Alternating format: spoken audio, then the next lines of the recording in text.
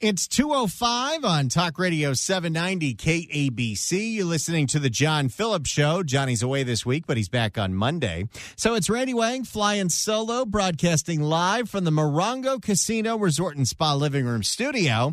The number to join us is 800-222-KABC, 1-800-222-5222. You can email us at johnnydon'tlikeshow@gmail.com. That's johnnydon'tlikeshow@gmail.com. We try to read some of your emails on the air.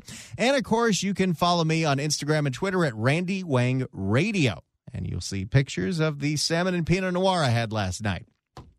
Our next guest has been with us many times. He is a career L.A. County Deputy District Attorney, putting away the bad guys for many years, and is now running to replace George Gascon as District Attorney of Los Angeles County in 2024. Jon Hatami, welcome back to the John Phillips Show. Randy, thank you so much for having me. Now, John, for anyone that's just tuning in and hasn't heard you before, explain who you are and why you're running to replace George Gascon in the next election. So I've been in the prosecutor's office here in Los Angeles for 17 years. During that time, I've handled thousands of child sexual and physical abuse cases. Currently, I handle numerous child murder cases here in Los Angeles County. I've handled the case of a little boy named Gabriel Fernandez, who was tortured and murdered. And recently, I did a trial of a little boy named Anthony Avalos, who was tortured and murdered. I live in Santa Clarita. My wife's a deputy sheriff. She's a detective, been a detective for 16 years. I'm raising my two kids here in Los Angeles. I love Los Angeles. I'm a military veteran. And I can tell you this, George Gascon took office, and he's created havoc here in Los Angeles. We have a major public safety crisis. And I'm standing up and fighting for my kids to make sure they're safe, for your kids, for the kids in this community, and for everyone, so they can be able to walk to the store or go to the beach or wear a watch or wear jewelry or operate a business or go jogging. Pretty much just be a normal Angelino and feel safe. And so I'm here to make sure that they are protected and that we bring law and order back to Los Angeles. Now, John, one of the things that George Gascon did on day one, as soon as he was sworn into office, is he signed several different special directives, including deciding that several different categories of crimes that were misdemeanors he was not going to file charges in and anywhere that he had jurisdiction over. What are some of those categories of crimes that George Gascon refuses to prosecute? So there was about 15 misdemeanors that George Gascon said unilaterally he wasn't going to prosecute in Los Angeles County when he first took office on December 7th, 2020. And as a result of that, Randy, 38 cities have voted no confidence in George Gascon, which is unprecedented. And some of those misdemeanors are disturbing the peace, public drunkenness, resisting arrest, criminal threats, certain theft charges, every single possession of drugs charges, solicitation for prostitution, and the list goes on and on. Numerous misdemeanors that affect the quality of life of people living here in Los Angeles.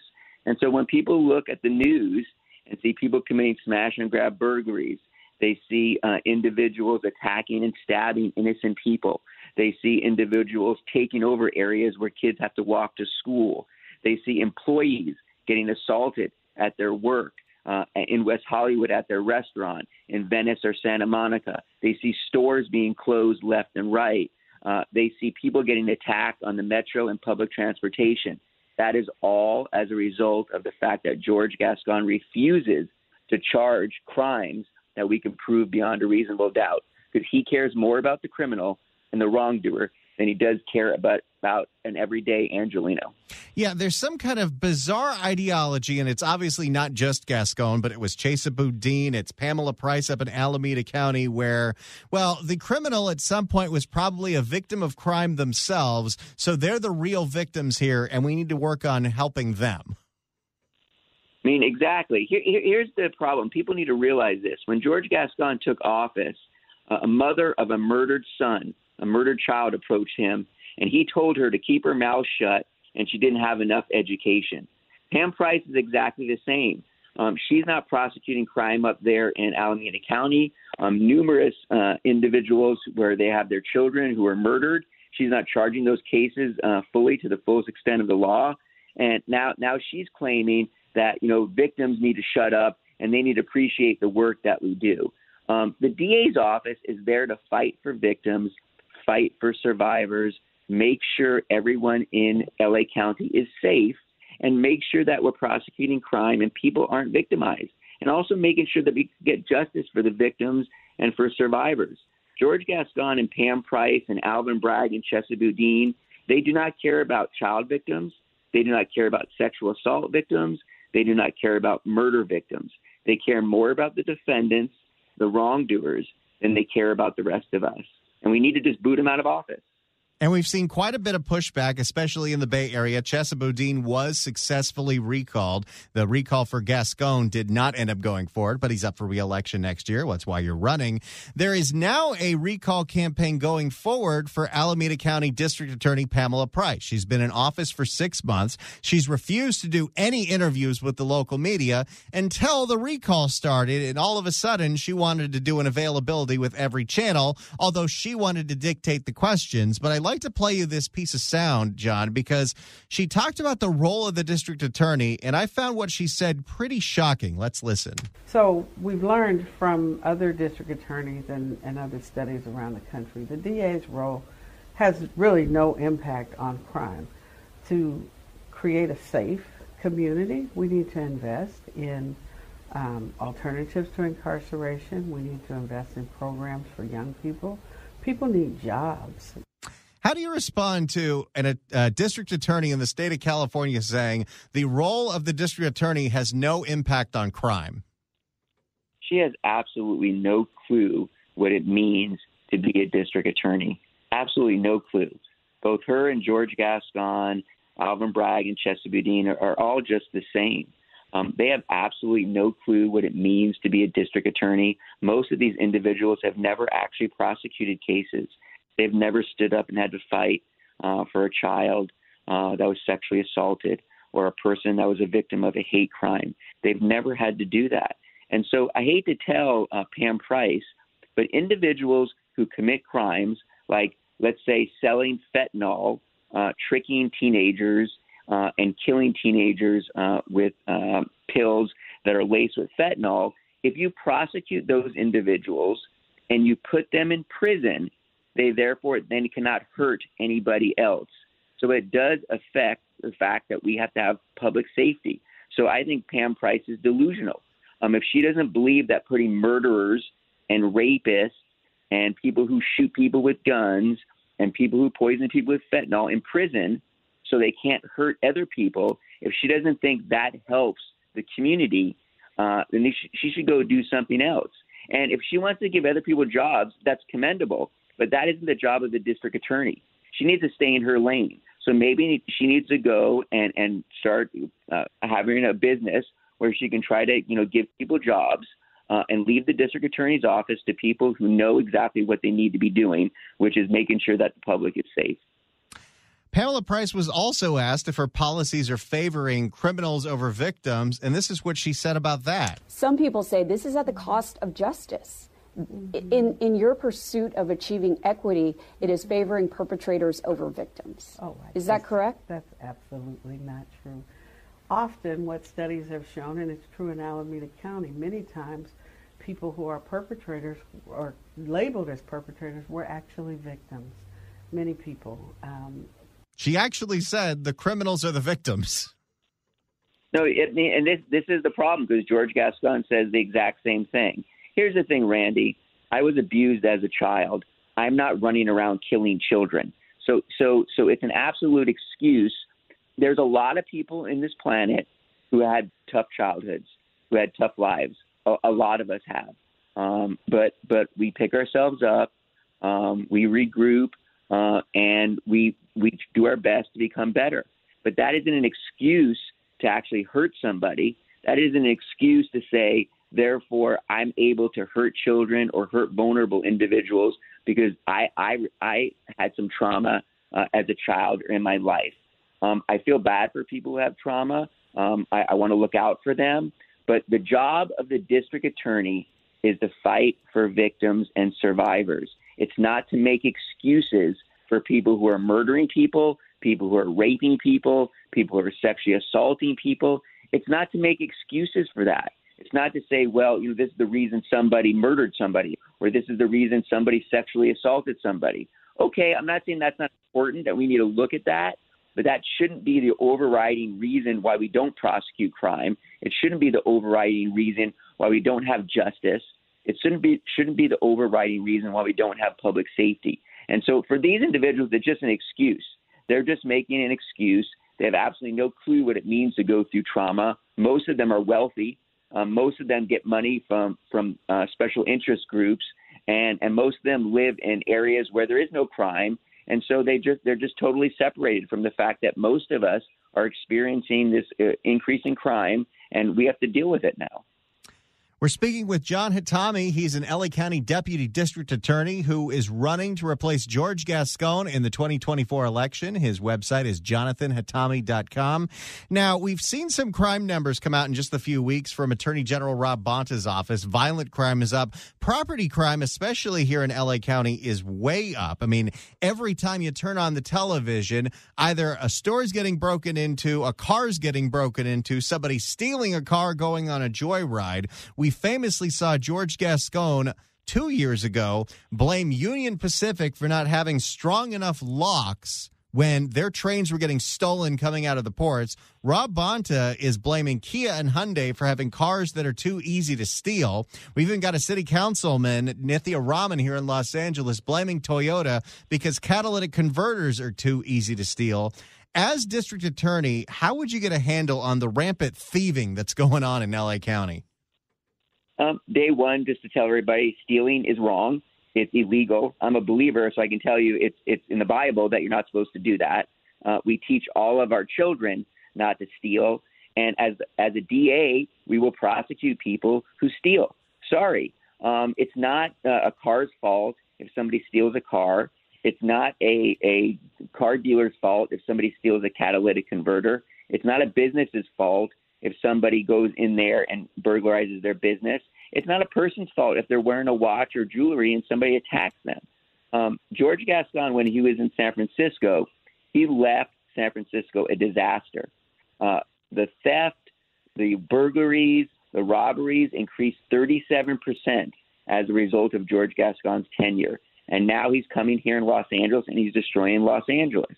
And so I hate to tell all of these leaders, but we need to stop blaming, inanimate objects for crime. People choose to commit crime. They choose to commit thefts. They choose to commit robberies. They choose to commit burglaries. And they have to be held accountable and responsible for their actions. One of the things that absolutely irritates me when I hear George Gascon speak is he constantly will say that these alternatives to incarceration, these diversion programs are evidence-based, and the facts are there, and studies will show. And we never actually see where the studies show that these things actually deter crime. No, we've learned, Randy, that George Gascon's data and science is completely flawed and completely wrong. He's been here in Los Angeles almost 3 years. We have an increase in homicides. We have an increase in property crimes. We have an increase in crimes on the metro. We have over 100% increase in hate crimes. We have an increase in crime in Santa Monica, increase in crime in Venice. We have increases in crime in almost every single area. We have an increase in crime in follow home robberies and burglaries. So George Gascon is just not telling the truth about his fake and fraudulent data and science. He's made it up. It's not true. And so do we all want to help individuals? Of course. Do we want to make sure if we can rehabilitate individuals and they can go back into society and be productive? Do we want that? Of course, 100%. But before that, we still have to have accountability. We have to make sure that we have justice and make sure that people in this community feel safe. And that's not happening under George Gascon. Another thing that George Gascon's been doing that I bet many people didn't even know he had the power to do is not only does he not want to enforce things like sentencing enhancements, but now he's got a whole office of resentencing, going into convicted cases and lowering the prison time. I got to assume you would not be continuing that practice as district attorney. Absolutely not. Here's the thing. We're short over 200 deputy district attorneys. We used to have around 1,000. We're now in the 700s. That only hurts the community. There are so many people who have left our office because they don't want to work for George Gascon. And on hiring, we can't even hire new deputy district attorneys because they don't want to work for George Gascon.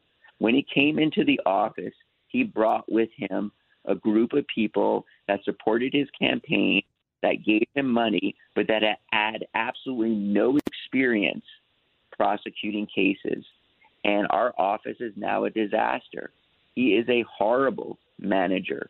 And he decided that he was going to place individuals who had no experience in many of these places within the DA's office. And now the DA's office is an absolute disaster. And we're in trouble, and it's only hurting the community. And so my focus as district attorney, and I am going to win. I am going to beat George Gascon and become the next district attorney. And my focus will be on public safety, not on releasing people from prison. It's going to be on making sure the community, making sure all of your children, making sure families, and making sure vulnerable members of our community are safe. Another thing that the whoever the district attorney is in 2024 is going to have to deal with, and I sure hope it's you and not George Gascon, is that the County Board of Supervisors is going forward with their plan to close Men's Central Jail and move a whole bunch of people into different diversion programs. Do you support that? So what I support is building a new Men's Central Jail, a state-of-the-art facility that also has drug and alcohol treatment programs in there, inpatient, so they can't get out, also has mental health programs inpatient, so they can't get out, a locked facility, a state-of-the-art facility, and a facility that also provides a jail for individuals who are committing crimes. And so, just creating diversion programs is not going to make us safe. We need a state-of-the-art jail, and it needs to be built, and it needs to be built as soon as possible. So I think certain people are just not thinking when all they're trying to do is put Band-Aids on something. We need a brand new state-of-the-art jail. Every community, no matter how great it is, has a jail and has a prison. And we need to make sure we have that too. And it keeps the community safe. And it's not a bad thing. Sometimes people do bad and evil things like torturing and murdering children. Those people need to be in custody. Sorry, that's not a bad thing. That's to protect everybody else. And so we need a state-of-the-art jail, not just for diversionary programs. We need one to make sure that bad people aren't going out there hurting other people. And I hate to tell you this, Randy, but there are some people that don't want to be rehabilitated. There are some people that we can't put in diversionary programs because we've seen George Gascon has done that. With this mental health diversion where it's all outpatient. It's not inpatient. Nobody's monitoring these individuals. And two of them have killed individuals after they were released on mental health diversion. So obviously George Gascon's diversionary policies have been failures. Well, and to that point, we have seen so many people put on probation, and you have another department that is severely lacking in staff, and they're stretched to the edges where people are not even being able to check in with their PO officers because they're so overworked. And we've seen disastrous results with the amount of people that George Gascon has decided just to put on probation. So George Gascon has released many individuals, didn't charge them fully, struck their strike so they can get probation. We saw that directly in El Monte with, two officers who were brutally murdered by somebody that George Gascon allowed to get a probationary offer, and probation wasn't monitoring them as well. And so George Gascon, like some of the other DAs that have been hired through these special interest groups, blame other groups instead of themselves. And so you can't say we need to just trust all these other groups to make sure people aren't being hurt. The DA needs to do that. The DA needs to step up and lead by example and make sure that certain people who who are dangerous are not placed on probation so they can hurt somebody else, or are not placed on outpatient diversion where they're not monitored so they can go hurt somebody else. These programs sound nice, and everybody likes the sound of them. The problem is many times they don't work because there's nobody supervising these individuals. And then when they go re-victimize somebody else, then, all you see George Gascon do is blame others instead of looking at himself and taking responsibility for his programs, which have been failures. Last question before you go, Deputy District Attorney and candidate for District Attorney in Los Angeles County, Jon Hatami. One of the policies that George Gascon has severely advocated for and the courts have ruled in his favor is to severely limit the use of cash bail in Los Angeles County. As District Attorney, what would you do in that space? So, the biggest problem we have regarding this cash bail system is that you have a group of people that just want to get rid of cash bail but have nothing to replace it with. So they just want to make many crimes zero bail, but they have nothing to replace it with. And so do I think cash bail is the best bail system? No. But do I think it's the best system we have right now? 100% it is. And so, recently they just came out with this, policy on cash bail, and certain crimes such as child abuse, elder abuse, pimping of a teenager, many crimes involving children being victims, they want to have magistrate review and presumptive zero bail. I'm 100% against that. Any crimes where you have a vulnerable victim, such as child abuse or elder abuse, we should definitely have bail. People don't realize that many of these vulnerable victims, they can't go anywhere. So if somebody gets arrested for child abuse and then you just release them on zero bail, where's that child supposed to go? That child's basically in danger. And, so when this judge had this hearing and no leader at all went to that hearing to step up and fight for victims, for survivors, and for the community, that's sad. I would have been the first one there. I would have been the first one testifying. And I would have told the judge that just a blanket zero bail policy for many of these crimes, it doesn't work. Theft also, it's just a revolving door where people feel they can commit crimes and they're just released, within hours. In addition to that, Randy, it's demoralizing the police department. Many police officers are demoralized because, they're arresting individuals, and when they're writing their reports, these individuals are getting released. And then within hours, they're committing new crimes again. And so you have the police who are demoralized, you have the community demoralized, and I think a lot of people in Los Angeles are sick and tired of this. And so is money bail the best system in the planet? No, but it is the best system we have right now, and the process, needs to be improved, but that doesn't mean zero bail. I'm for actually these individuals all going before a judge or magistrate within 48 hours, not being automatically released. And a judge can determine, based upon the facts and circumstances, if somebody's safe to be released or not. Jon Hatami, Los Angeles County Deputy District Attorney, who is running against George Gascon in the 2024 election. You can follow him on Twitter at Jonathan Hatami. His website, if you'd like to find out more about his campaign and support him, jonathanhatami.com. That's jonathanhatami.com. Jon Hatami, thank you so much for coming on today.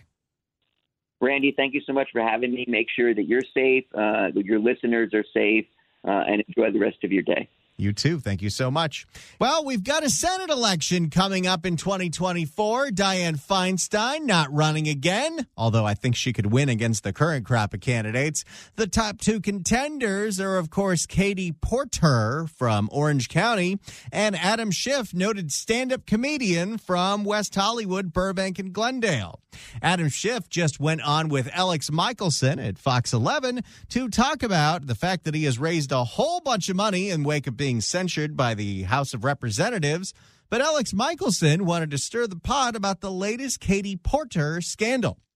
See, while Katie Porter is in Congress with the whiteboard and going after the big banks, it turns out that before she ran for Congress, she was a consultant for a big bank and just happened to conveniently take that job off of her resume when she ran for Congress to be Elizabeth Warren 2.0.